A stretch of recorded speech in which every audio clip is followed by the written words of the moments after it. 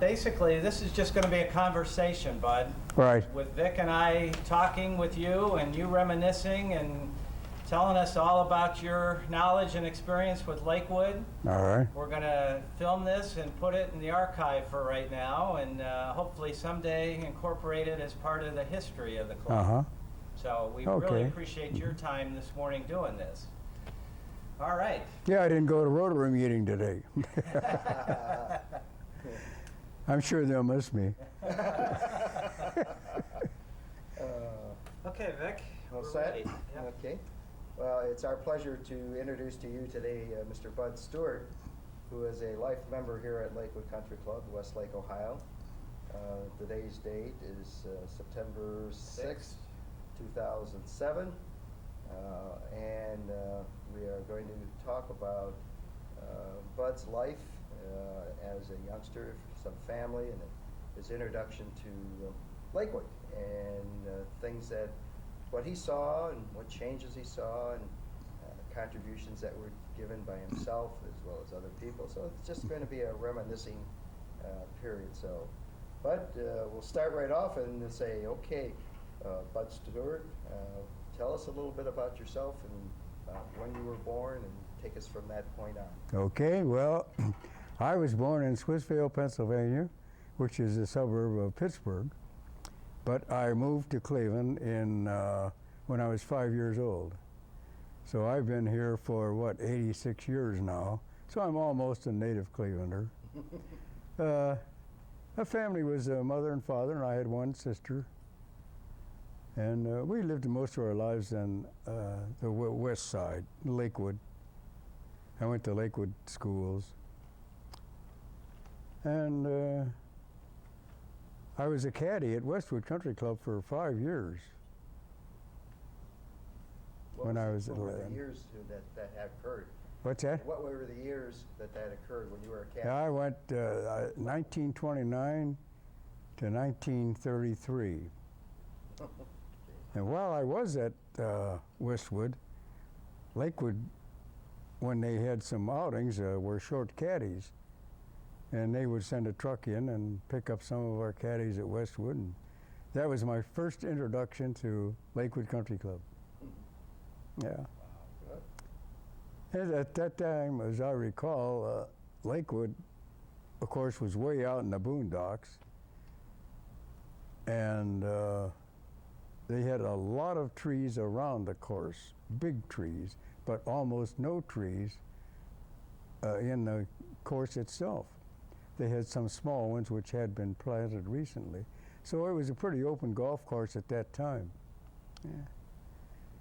I can remember one thing, hole number 1, which is our number 10 now, the creek ran right across the fairway. So you had to be a little bit careful of where you put your ball. That's those days. Had to stay up on top of the hill. Had to stay up on top of the hill, stay out of trouble. Right, yeah. But it was fun for us to do that, and I did that, I believe, 4 times between 1929 to 1930, 31, probably.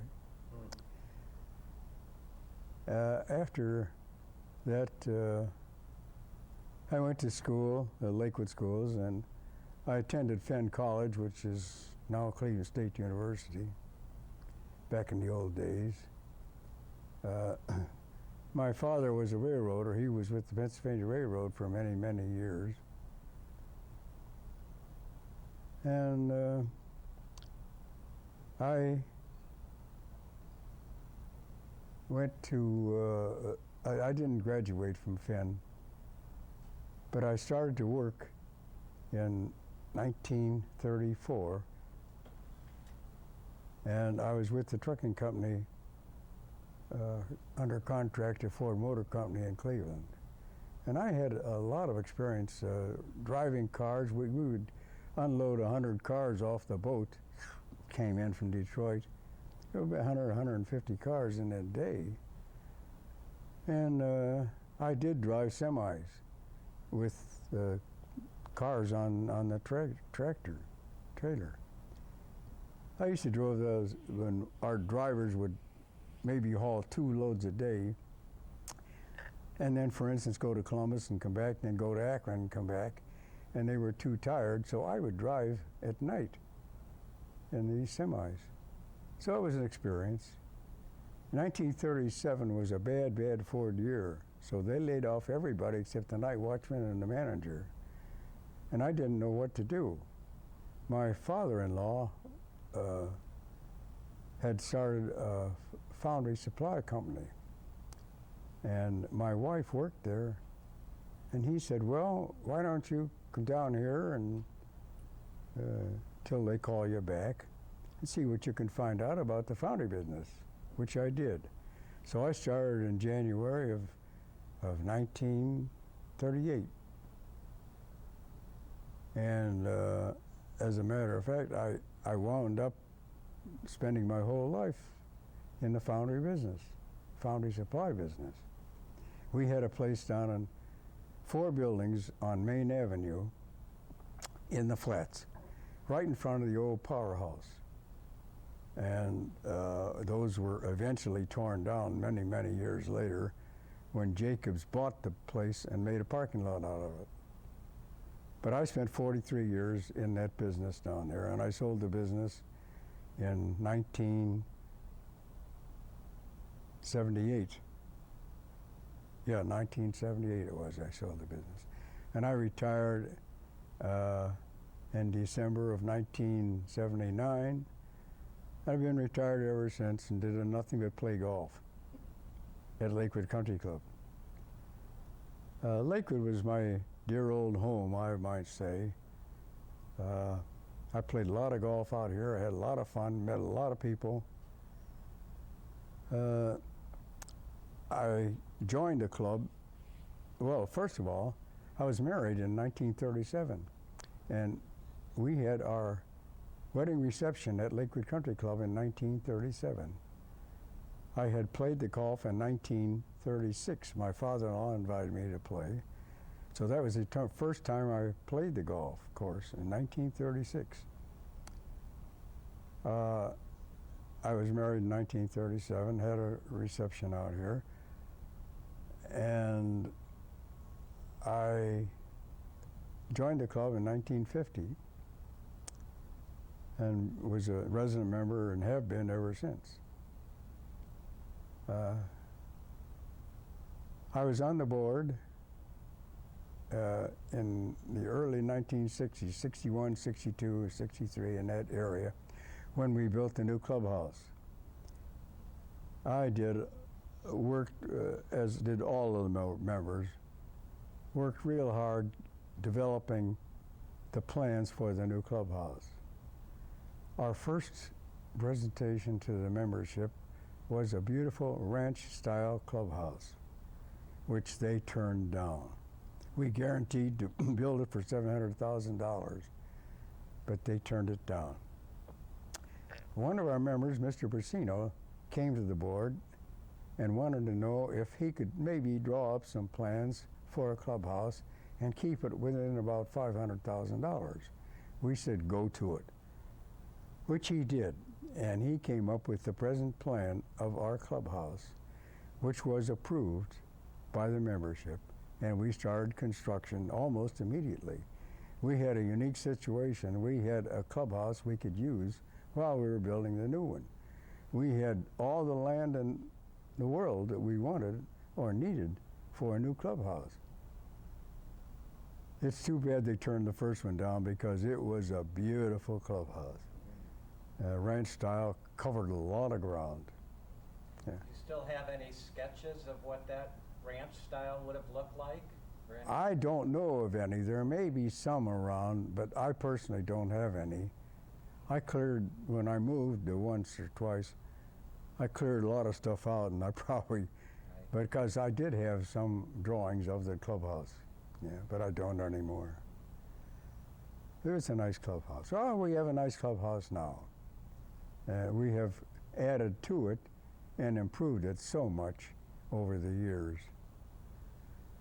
So that was my experience on the board. While I was in the clubhouse as a member, in 1953, as I recall, I started the good old fall outing, the country store.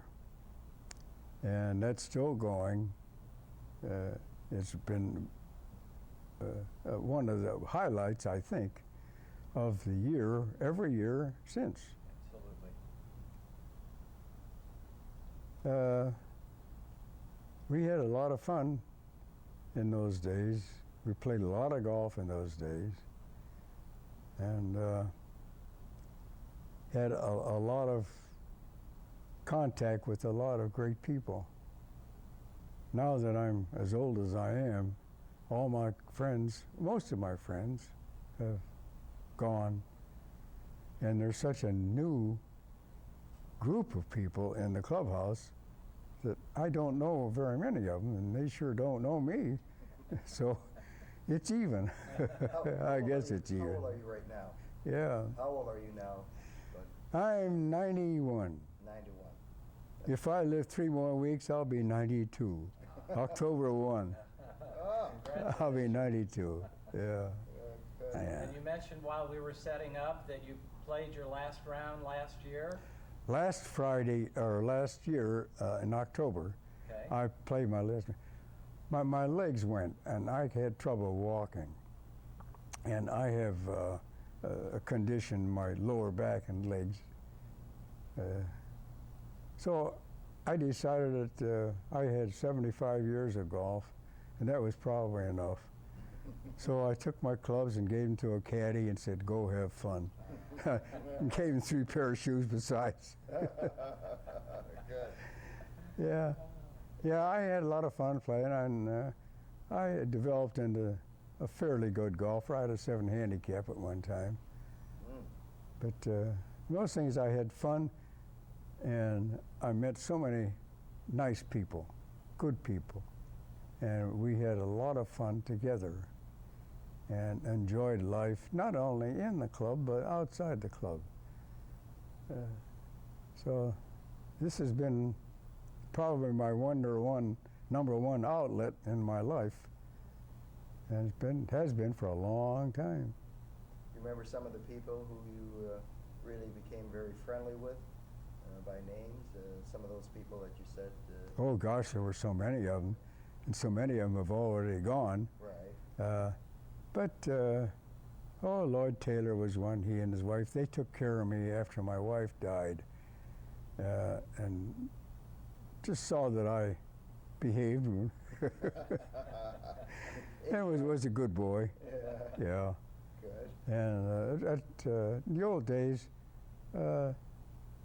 Sid Corporal and was president while I was on the board. The first year I was on the board, I think Ken Kirk was president. And his son, or his brother, Jack Kirk, was a good friend of mine, too. And we had many good times together. Old Randy Palmer was my neighbor. He lived 2 doors away from me, and I got him into the club, I think in 1953 or 54 he came in. And Randy and I played a lot of golf together, and being neighbors, we'd sneak home from work a little bit early and come out here and play 9 holes of golf. We did that frequently, and we played in the club championship against each other, and I beat him twice, so that was great. Yeah, yeah. Randy was a great friend and a good neighbor too. He had a machining operation. Beg pardon? He had a machining operation. Yes, Randy? he had a machine shop. Right. Uh-huh. Right. And I know his son joined. Randy Jr. was a member here after he grew up. I said that was. Well, that's right. Yeah. Well, that's But wonderful. he still runs the company. Right. Yeah. Yeah. And Doc Finch lived right around the corner from me, and now that he's gone, Gene French and I come out here and eat about once or twice a week together. Good. Yeah. And Lou Salco, he was on the board at one time.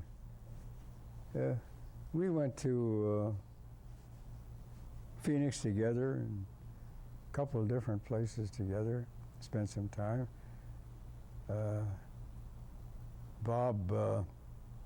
Bob Given was a good friend of mine, and we had a lot of fun together. We went to Florida at the same time. We played a lot of golf together down in Florida. And there were a lot of people that we just were friendly with out here Right. that we didn't go around with in private life. Yeah. Were you here when we had the Cleveland Open? I was here when we had the Cleveland Open, both of them. Right. And I had an experience that time. On Sunday, one of the men came in from California, wanted to play the course, but he couldn't play on the day he was allowed. And